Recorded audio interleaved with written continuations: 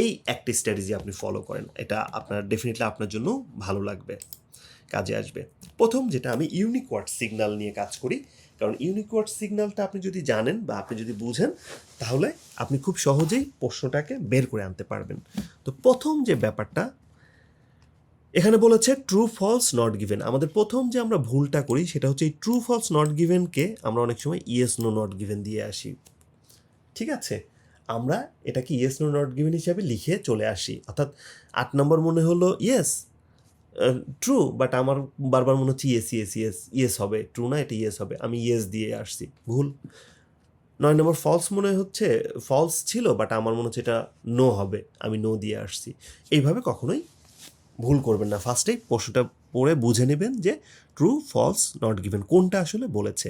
Yes, এটা true false not given বলেছে, that's okay.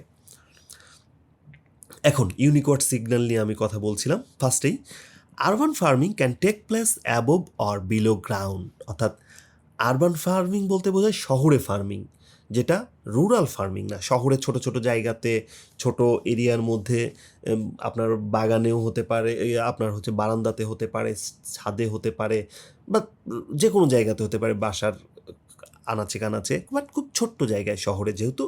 So সেই আরবান ফার্মিংটাকে বলছে ক্যান টেক প্লেস, এটা স্থান করে নিতে পারে বা এই ফার্মিংটা গড়ে উঠতে পারে অ্যাবভ অর বিলো গ্রাউন্ড, অর্থাৎ অ্যাবভ গ্রাউন্ড বলতে উপরিভাগে ভূমির, আর বিলো গ্রাউন্ড মানে ভূমির নিচে, অর্থাৎ ভূমি থেকে উপরেও এই ফার্মিংটা হতে পারে, যেটা আমি বললাম ছাদে, বারান্দায়, ঠিক আছে। আবার ভূমি বিলোও হতে পারে, অর্থাৎ ভূমির সাথেও হতে পারে বা ভূমিতেই হতে পারে। তো ওইটাই বলছে above ground or below ground. তো এটা আমার একটা ইউনিক ওয়ার্ড হতে পারে, অ্যাবভ অর বিলো। এবং এখানে এটা স্পেসিফিক ডেটা নাকি জেনারেল ডেটা, আপনার কি মনে হয়? এটা কিন্তু স্পেসিফিক ডেটা। কেন? অ্যাবভ অর বিলো বলেছে, সো স্পেসিফিক করে বলল, ঠিক আছে, above or below. Specific data দুইটা জায়গায় হতে পারে, উপরে হতে পারে অথবা নিচে হতে পারে, অন্য কোথাও না, স্পেসিফিক করে দিয়েছে। ওকে, এখন আরবান ফার্মিংটাও আপনি নিয়ে নেন, যদিও বারবার আরবান ফার্মিং নিয়েই কথা হবে, কারণ প্যাসেজটার নামই, টাইটেলটারই আসলে, প্যাসেজটা টাইটেলই আরবান ফার্মিং। সো এটা বারবার ইউনিক ওয়ার্ড না করলেও আমরা পারি। তো এখন আসেন অ্যাবভ অর বিলো গ্রাউন্ড এই আরবান ফার্মিংটা টেক প্লেস করে নিচ্ছে, একটু আমরা প্যাসেজে চলে যাই। হ্যাঁ, আরবান ফার্মিং আমরা এটা স্ক্যানিং করবো। হ্যাঁ, আমি চাইলে পরে পুরাটাই আপনাকে পড়ে বুঝিয়ে দিতে পারি, বাট আমরা শিখবো, স্ক্যানিং করাটা শিখবো। স্ক্যানিং করলে আপনার সবচেয়ে যে সুবিধাটা, যে আপনি খুব দ্রুত প্রশ্নটাকে বের করে আনতে পারবেন। বাট আপনি যদি একটা একটা করে ওয়ার্ড পড়েন, একটা করে আপনি যদি প্রত্যেকটা শব্দ সেন্টেন্স পড়ে পড়ে বোঝার চেষ্টা করেন, সেটা আপনার আসলে অনেক সময় লাগবে, সেটা আপনার জন্য ক্ষতিকর। আপনি রিডিংয়ে ভালো স্কোর করতে পারবেন না, আপনার স্কোর 3 থেকে 4-এর মধ্যেই থাকবে সবসময়, যদি আপনি প্যাসেজ পুরোটাই পড়ার চেষ্টা করেন। স্মার্ট ওয়েতে প্যাসেজ পুরোটা পড়া উচিত না।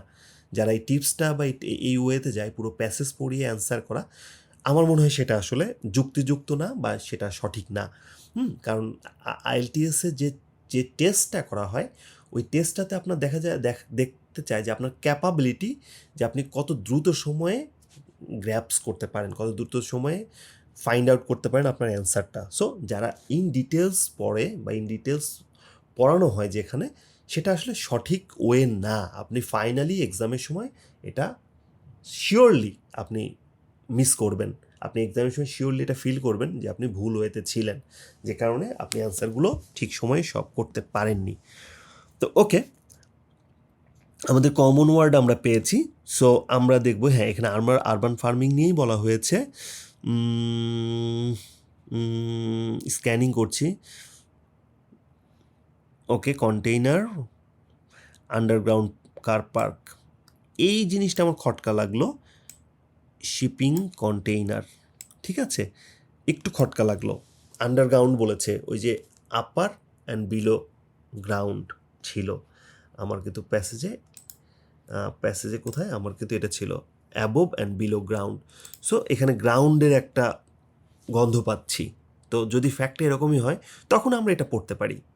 তাহলে আমি এখান থেকে আসলে পড়তাম, বাট আপনারা, আমার বিশ্বাস যে আপনারাও নতুন বা আপনাদেরও হয়তো বা জানার আগ্রহ আছে, দ্যাটস ওয়াই আমি একটু সময় নিয়ে আপনাদের বুঝিয়ে দিচ্ছি। Urban farming is not of course a new phenomenon. এটা অবশ্যই খুব নতুন কিছু না আরবান ফার্মিং, ঠিক আছে?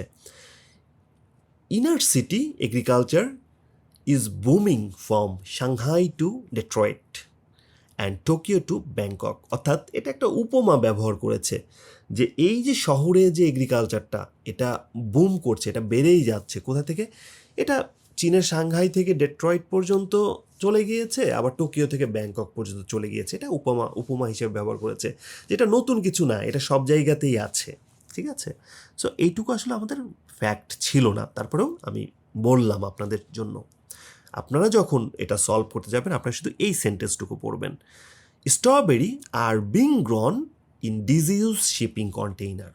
অর্থাৎ যে শিপিং কন্টেইনারগুলো ইউজ করা হয় না, ডিসইউজড, সেই শিপিং কন্টেইনারে স্ট্রবেরি এখন জন্মাচ্ছে আর বিং গ্রোন চাষ করা হচ্ছে। তো কন্টেইনার তো ডেফিনেটলি গ্রাউন্ডে থাকে না, এটা হচ্ছে গ্রাউন্ডের উপরে থাকে কন্টেইনার। আপনি যদি দেখেন কন্টেইনারে করে, অর্থাৎ ট্রাকে কন্টেইনারে করে মালামাল নিয়ে আসা হয়, নিয়ে যাওয়া হয়।